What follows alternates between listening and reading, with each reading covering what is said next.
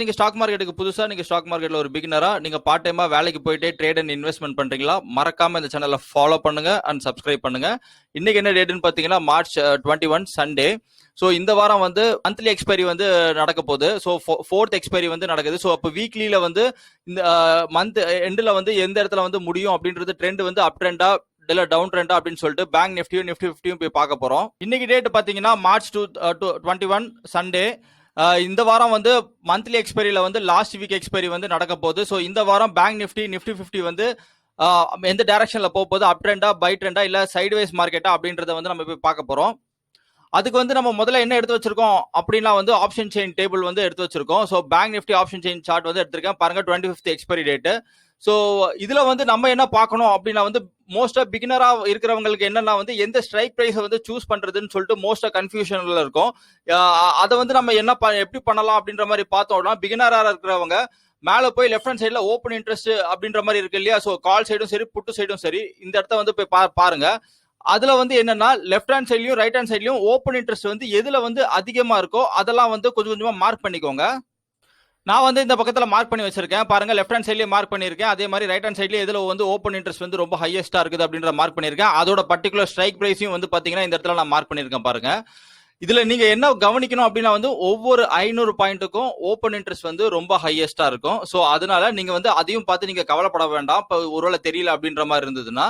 So இப்போ இதை பார்த்துட்டு ஒருவேளை நான் பை அப்படின்ற மாதிரி நான் எதிர்பார்க்கறேன் அப்படின்னா நீங்க வந்து லெஃப்ட் ஹேண்ட் சைட்ல வந்து ஏதாவது ஒரு ஓப்பன் இன்ட்ரெஸ்ட் வந்து நீங்க பார்த்து அதுக்கேற்ற உங்க டார்கெட்டுக்கு ஏற்ற மாதிரி நீங்க அதை சூஸ் பண்ணி அந்த பர்டிகுலர் ஸ்ட்ரைக் பிரைஸ் வந்து சூஸ் பண்ணி நீங்க வந்து ட்ரேட் பண்ணலாம் பிகினர்ஸ்.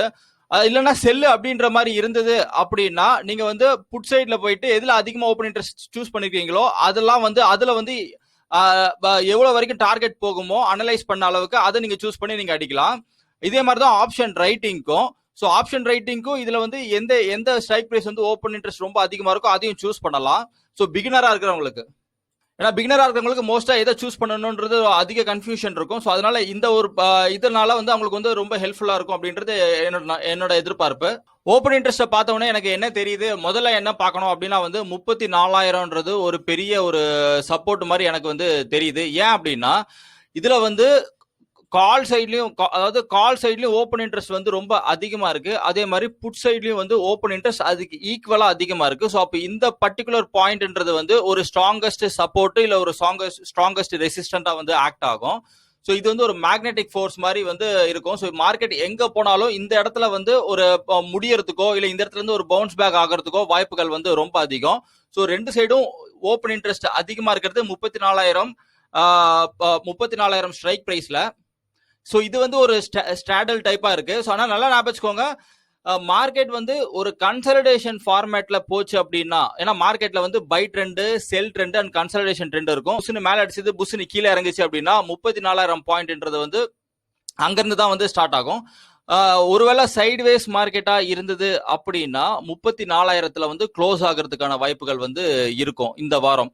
ஒரு சைட்வேஸோ இல்ல ரேஞ்ச் பவுண்டோ இல்லனா வந்து ஒரு கன்சல்டேஷனோ இருந்தது அப்படின்னா 34,000ல க்ளோஸ் ஆகிறதுக்கான வாய்ப்பு இருக்கு. ட்ரெண்டா இருந்ததுன்னா இதுதான் ஒரு மேஜர் சப்போர்ட்டாவும் இருக்கும் இல்ல ரெசிஸ்டன்ஸாவும் இருக்கும். அடுத்தது பேங்க் நிஃப்டியோட ரேஞ்சஸ் பார்க்கலாம். So bank Nifty 25th March 2021. So இதுல வந்து ஓப்பன் இன்ட்ரெஸ்ட் சார்ட் வந்து கொடுத்துருக்காங்க. ஸோ இதுல வந்து எப்படின்னா மேல போனா எவ்வளவு வரைக்கும் போகும், கீழே இருந்ததுன்னா எது வரைக்கும் போறதுக்கான வாய்ப்பு இருக்கு அப்படின்றத பார்ப்போம். இதுல வந்து பாத்தீங்க அப்படின்னா வந்து ஓப்பன் இன்ட்ரெஸ்ட் எந்த இடத்துல அதிகமா இருக்குன்றத கொஞ்சம் மார்க் பண்ணிக்கலாம். ஸோ காலில் சரி புட்டிலையும் சரி. அதுக்கப்புறம் செகண்ட் ஹையஸ்ட் ஓப்பன் இன்ட்ரெஸ்ட் வந்து இதுல ஹையா இருக்கு. அதே மாதிரி செகண்ட் ஹையஸ்ட் ஓப்பன் இன்ட்ரெஸ்ட் பாத்தீங்கன்னா இது வரைக்கும் இருக்கு. அப்போ பை ஆகுதுன்னா மார்க்கெட் இதுதான் வந்து அந்த கரெக்டா இப்போ க்ளோஸ் ஆன ஒரு பொசிஷன். ஸோ இதுல இருந்து மார்க்கெட் எது வரைக்கும் போறதுக்கான இருக்கு அப்படின்னா வந்து ஃபர்ஸ்ட் டார்கெட் பையா இருந்ததுன்னா 36,200. அதையும் தாண்டி மார்க்கெட் மேல போகுது அப்படின்னா வந்து 37,200 வரைக்கும் போறதுக்கான சான்சஸ் இருக்கு அப்படின்னு சொல்லிட்டு அதுதான் வந்து சொல்லுது. அதே மாதிரி புட்டா செல் ஆகுது அப்படின்னா வந்து மார்க்கெட் இந்த பிரைஸ் ரேஞ்சில இருந்து இப்போ க்ளோஸ் ஆன பிரைஸ்ல இருந்து இப்போ க்ளோஸ் ஆன பிரைஸ்னா வந்து 34,161 இல்லையா? ஸோ அதுதான் இப்போ உள்ள க்ளோஸ். ஸோ அதுல இருந்து பார்த்தோம் அப்படின்ற மாதிரி இருந்தது அப்படின்னா கீழே போகுது அப்படின்னா ஃபர்ஸ்ட் டார்கெட் எது வரைக்கும் போறதுக்கான வாய்ப்பு இருக்குன்னா 33,200. அதையும் தாண்டி இன்னும் ஃபர்தரா கீழே போகுது அப்படின்ற மாதிரி இருந்ததுன்னா 31,200 வரைக்கும் போறதுக்கான சான்சஸ் இருக்கு. ஸோ அப்போ இதோட ரேஞ்ச் என்னன்னு பார்த்தோம் அப்படின்னா கீழே 31,200ல இருந்து 37,200 வரைக்கும் இருக்கு இந்த வாரத்துக்கு. ஸோ இது வந்து எப்படின்னா ஒரு பெரிய ஹியூஜ் வாலடைல் மூவ்மெண்ட். ஸோ இவ்வளோ பாயிண்ட் வந்து கேப் டிஃபரன்ஸ் வந்து இருக்கு. கிட்டத்தட்ட வந்து ஒரு 6,000 பாயிண்ட் வந்து கேப் டிஃபரன்ஸ் இருக்கு ஒரே வாரத்தில். இந்த மாதிரி ஒரு ஓப்பன் இன்ட்ரெஸ்ட் வந்து பில்டப் ஆயிருக்கு. ஒருவேளை இது மந்த் எண்டோட எக்ஸ்பைரி அப்படின்றதுனால இந்த மாதிரி வந்து போட்டிருக்கலாம். இதுல நாம என்ன கவனிக்க வேண்டியது அப்படின்ற மாதிரி பார்த்தோம்னா 36,200 ஒரு ஸ்ட்ரைக் பிரைஸ்ல கால் பையர்ஸும் இருக்காங்க, புட் பையர்ஸும் இருக்காங்க. ஸோ அதாவது என்னன்னா ரெண்டு பக்கமும் வாங்கி வச்சிருக்காங்க. ஸோ கால் பக்கமும் வாங்கியிருக்காங்க, புட்டு பக்கமும் வாங்கியிருக்காங்க. அதே மாதிரி 35,700லயும் வாங்கியிருக்காங்க. அதே மாதிரி பாத்தீங்கன்னா 35,200, 34,700. இந்த பக்கத்துல பாத்தீங்க அப்படின்னா அதிகமா எந்த இடத்துல வாங்கியிருக்காங்க அப்படின்றத பார்க்கணும். அதிகமா எந்த இடத்துல வாங்கியிருக்காங்கன்னா 34,300ல வந்து அதிகமா வந்து வாங்கியிருக்காங்க. அதாவது 300 இல்ல 200ல வந்து அதிகமா வாங்கியிருக்காங்க. இந்த பக்கத்துல எது அதிகமா வாங்கியிருக்காங்கன்னா 34,700ல வந்து அதிகமா வந்து வாங்கியிருக்காங்க. ஸோ நான் ஃபர்ஸ்டே நம்ம பார்த்தோம் இல்லையா, அந்த ஒரு பர்டிகுலர் பொசிஷன் தான் வந்து இதுல வந்து மார்க் பண்ணிருக்காங்க. சார்ட்ல வந்து ஆப்ஷன் செயின் டேபிள்ல வந்து நம்ம போய் பார்த்தோம் அப்படின்னா 34,000ல ரெண்டு பக்கமும் வாங்கியிருக்காங்கன்னு சொன்னோம் இல்லையா. ஸோ அதுதான் வந்து அதுல வந்து காட்டுறாங்க. ஸோ இதை பார்த்தாலே நம்ம வந்து ஈஸியா வந்து எல்லாமே ஐடென்டிஃபை பண்ண முடியும். ஸோ அதனாலதான் நான் வந்து இதையும் காட்டுறேன் உங்களுக்கு. இதுக்கு அடுத்தது நம்ம என்ன பார்க்கணும் அப்படின்னா வந்து எந்த இடத்துலலாம் வந்து ஓப்பன் இன்ட்ரெஸ்ட் வந்து இன்க்ரீஸ் ஆயிருக்கு அப்படின்றத பார்த்தோம் அப்படின்னா சேஞ்ச் இன் ஓப்பன் இன்ட்ரெஸ்ட் நடந்திருக்குதுன்னா வந்து கால் சைட்ல வந்து ஓப்பன் இன்ட்ரெஸ்ட் வந்து கொஞ்சம் நல்லா இன்க்ரீஸ் ஆயிருக்கு. எதுலன்னு பாத்தீங்கன்னா 37,200ல அதிகமா ஓப்பன் இன்ட்ரெஸ்ட் இன்க்ரீஸ் ஆயிருக்கு. 36,200லயும் ஓப்பன் இன்ட்ரெஸ்ட் இன்க்ரீஸ் ஆயிருக்கு. இந்த பக்கம் பாத்தீங்கன்னா 33,200லயும் ஓப்பன் இன்ட்ரெஸ்ட் ரொம்ப இன்க்ரீஸ் ஆயிருக்கு. இதுல பாக்குறோம் அப்படின்னா வந்து ஓப்பன் இன்ட்ரெஸ்ட் வந்து எந்த இடத்துல வந்து கால்லையும் சரி புட்லையும் சரி கம்பேர் பண்ணும்போது கால் சைட்ல தான் ஓப்பன் இன்ட்ரெஸ்ட் வந்து கொஞ்சம் அதிகமா வந்து நிறைய இருக்கிற மாதிரி நம்மளுக்கு வந்து தெரியுது. இந்த இடத்துல பாத்தீங்கன்னா ரொம்ப கம்மியா இருக்கிற மாதிரி வந்து தெரியுது. ஸோ ஓப்பன் இன்ட்ரெஸ்ட் வந்து கால் பக்கம் அதிகமா இருக்கிறதுனால மார்க்கெட் பை ஆகிறதுக்கான வாய்ப்புகள் வந்து இருக்கு அப்படின்றத வந்து இது பர்டிகுலரா சொல்லுது. ஆனா நம்ம வந்து டைரக்ஷன் பார்க்கணும் அப்படின்னா வந்து இன்னும் வால்யூம் பார்க்கணும், அப்புறம் மூவிங் ஆவரேஜ் பார்த்து தான் நம்ம வந்து டிசைட் பண்ண முடியும். ஸோ இதை வந்து ஒரு கைடா நம்ம எடுத்துக்கலாம். அடுத்தது பேங்க் நிஃப்டியோட சப்போர்ட் அண்ட் ரெசிஸ்டன்ஸ் போய் பார்க்கலாம். So bank support and resistance வரையணும் அப்படின்ற மாதிரி இருந்ததுன்னா ட்ரேடிங் வியூ சார்ட்ல போயிட்டு நீங்க வந்து போய் இந்த இடத்த போய் கிளிக் பண்ணி இண்டிகேட்டர்ஸ்ன்ற மாதிரி கிளிக் பண்ணி அதுல போய் பிவோட்ஸ் பாயிண்ட் ஸ்டாண்டர்ட்னு ஒரு இண்டிகேட்டர் இருக்கும். அந்த இண்டிகேட்டர் நீங்க போட்டீங்கனாலே வந்து அதுவே வந்து உங்களுக்கு சப்போர்ட் அண்ட் ரெசிஸ்டன்ஸ் கொடுத்துரும். இதை வந்து நம்ம ஒரு சின்ன அட்ஜஸ்ட்மெண்ட் பண்ணணும். என்ன அப்படின்னா வந்து செட்டிங்ஸ்ல போயிட்டு நம்மளுக்கு ஏற்ற மாதிரி வாங்கிக்கலாம். நான் வந்து ஷோ ஹிஸ்டாரிக்கல் பாயிண்ட்ஸை வந்து ஹைட் பண்ணிடுறேன். அதுக்கப்புறம் நீங்க என்ன பண்ணலாம்னா இதுல வந்து நிறைய மாடல் இருக்கும். டைப் இருக்குல்ல, அந்த டைப்பை போய் கிளிக் பண்ணி ஃபிபனாச்சி, வூடி, கிளாசிக், டிஎம், கேமரல்லா பிவட்ஸ் இருக்கும். ஸோ இதுல ஃபிபனாச்சி நீங்க கிளிக் பண்ணலாம். அது வந்து ஒரு லெவல்ஸ் கொடுக்கும். அதுக்கப்புறம் ஊடி கொடுக்கும். அதுக்கப்புறம் பாத்தீங்கன்னா கிளாசிக் அது ஒரு லெவல்ஸ் கொடுக்கும். டிஎம் அது ஒரு லெவல்ஸ் கொடுக்கும். கேமரா அது ஒரு லெவல்ஸ் கொடுக்கும். உங்களுக்கு எதை வந்து பர்ஃபெக்டா இருக்கோ அதுக்கேற்ற மாதிரி நீங்க மூவ் பண்ணிக்கலாம். ஸோ நீங்க கேமரா பிவட்ஸ் கூட நீங்க யூஸ் பண்ணிக்கலாம். அது ரொம்ப அக்யூரசி வந்து கொஞ்சம் அதிகமா கொடுக்கறதுக்கான வாய்ப்பு இருக்கு. நம்ம ஏன் இதை யூஸ் பண்றோம் அப்படின்னா வந்து எனக்கு சப்போர்ட் பிகினருக்கு மோஸ்டா சப்போர்ட் அண்ட் ரெசிஸ்டன்ஸ் போட தெரியாது. ஸோ அவங்க என்ன பண்ணலாம்னா இந்த மாதிரி இண்டிகேட்டர்ஸை யூஸ் பண்ணி ஈஸியா சப்போர்ட் அண்ட் ரெசிஸ்டன்ஸை போட்டுடலாம். அதுவும் இல்லாம நான் ஏன் இதை யூஸ் பண்றேன் அப்படின்னா வந்து எனக்கு வந்து டைம் இல்லை அப்படின்றதுனால நான் இந்த இண்டிகேட்டர் யூஸ் பண்ணி ஈஸிடுறேன். ஓகே, இப்போ நான் என்ன பண்றேன் அப்படின்ற மாதிரினா இப்போ கேமராலாம் இருக்கு. நான் வந்து என்ன பண்றேன்னா ட்ரெடிஷ்னலாவே இனிஷியலா நான் போட்டுறேன்.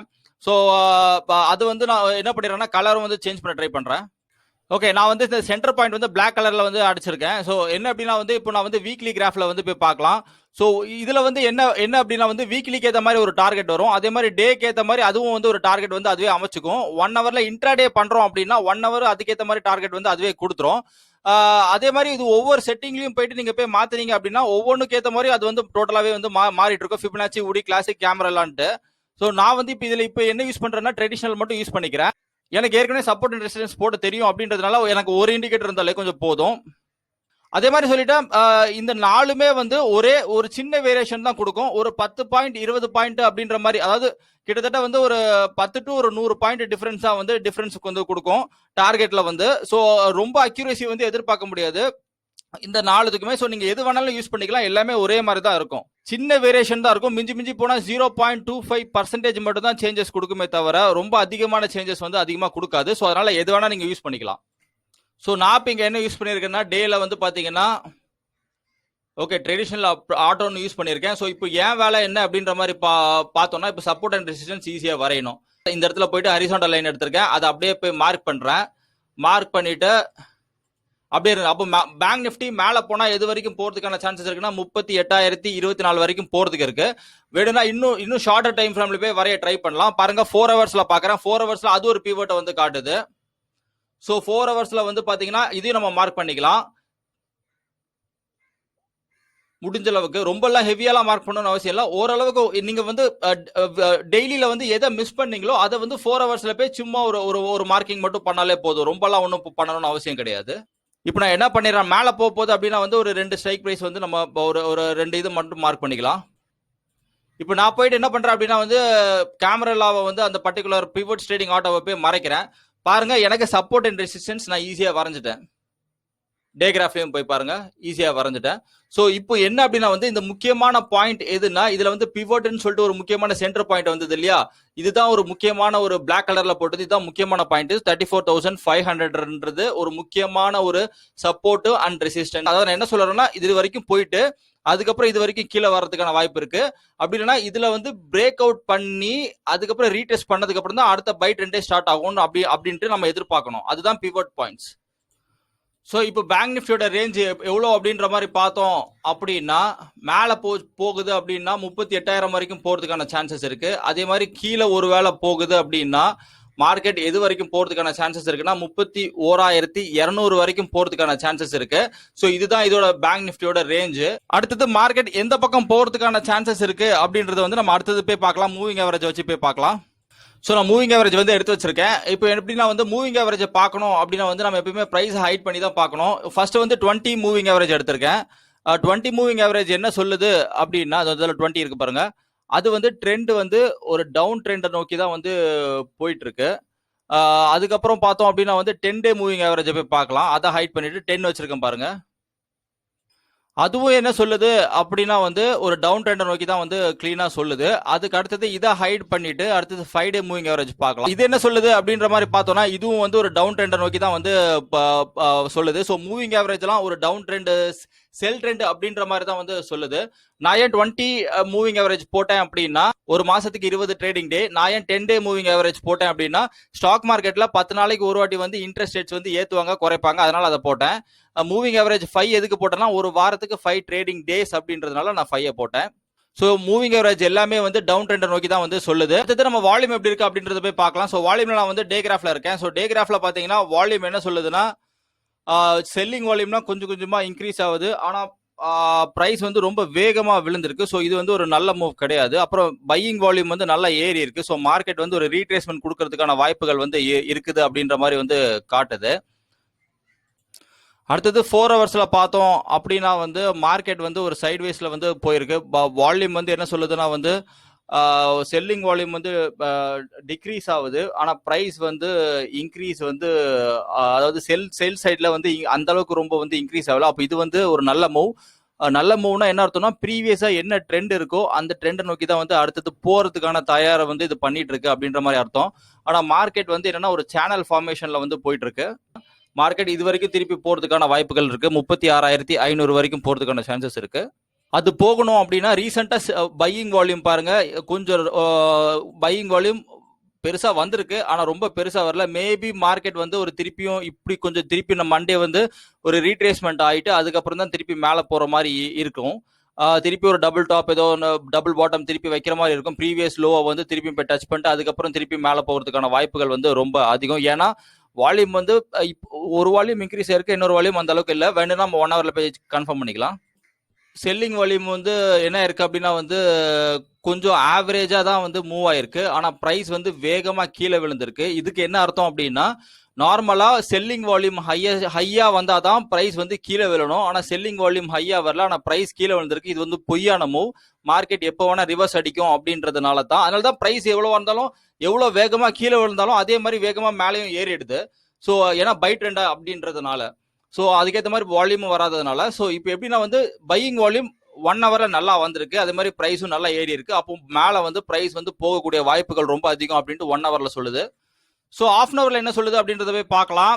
ஹாஃப் அன் ஹவர்ல என்ன சொல்லுது அப்படின்னா வந்து வால்யூம் வந்து இன்க்ரீஸ் ஆகுது, பையிங் வால்யூம், அது மாதிரி ப்ரைஸும் வந்து நல்லா இன்க்ரீஸ் ஆகுது, செல்லிங் வால்யூமும் இன்க்ரீஸ் ஆகுது. ஸோ பையிங் வால்யூமும் செல்லிங் வால்யூமும் இன்க்ரீஸ் ஆகுதுன்னா என்ன அர்த்தம் அப்படின்னா வந்து மார்க்கெட் வந்து அதாவது ஒரு half அன் ஹவர்ல ஒரு கன்சல்டேஷன் ஃபார்மேட்ல வந்து போகும் அப்படின்னு அர்த்தம். அப்போ ஒரு ரீட்ரேஸ்மெண்ட்டுக்கு தயாராகுதுன்னு அர்த்தம். ரீட்ரேஸ்மெண்ட்னா எவ்வளவு வரைக்கும் ரீட்ரேஸ்மெண்ட் ஆகிறதுக்கு வாய்ப்பு இருக்குன்னா, ப்ரீவியஸ் பிவட் பாயிண்ட் எதுனா இது 36,000 வரைக்கும் மார்க்கெட் போறதுக்கான வாய்ப்புகள் இருக்கு அப்படின்னு சொல்லிட்டு half அன் ஹவர்ல சொல்லுது. ஆனா வந்து என்ன அப்படின்னா வந்து அது வரைக்கும் போகணும்னு அவசியம் கிடையாது. 35,000 வரைக்கும் வந்துட்டு அதுக்கப்புறமா கீழே கூட இறங்கலாம்.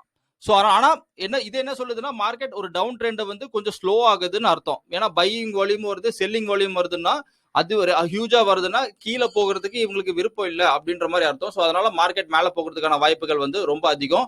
ஃபர்ஸ்ட் டார்கெட் 35, ரெண்டாவது டார்கெட் 36,000 அப்படின்ற மாதிரி காட்டுது. ப்ரைஸ் ஆக்ஷன் பார்த்தீங்கன்னா இது வந்து ஒரு சேனல் ஃபார்மேஷன்ல வந்து போற மாதிரி தெரியுது. ஸோ இதுக்கப்புறம் என்ன பண்ணலாம் அப்படின்னா கரெக்டாக மேலே போயிட்டு இதுக்கப்புறம் இது டபுள் ஒரு ரீடெஸ்ட் பண்ணிட்டு அதுக்கப்புறமா வந்து திருப்பி மேலே போகிறதுக்கான வாய்ப்பு இருக்கு. ஏன்னா சேனல் ஃபார்மேஷனால இது என்ன சேனல் அப்படின்னா வந்து லோயர் சேனல், என்னன்னா ஒரு அப்பர் சேனல் கிடையாது, இது வந்து லோயர் சேனல், ஒரு செல் ட்ரெண்டுக்கான ஒரு சேனல் ஃபார்மேஷன் இருக்கு. ஸோ இது எப்போ வந்து திருப்பி மேலே போகிறதுக்கு 36,000 வரைக்கும் போறதுக்கான சான்சஸ் இருக்கு அப்படின்ட்டு இதை வந்து சொல்லுது.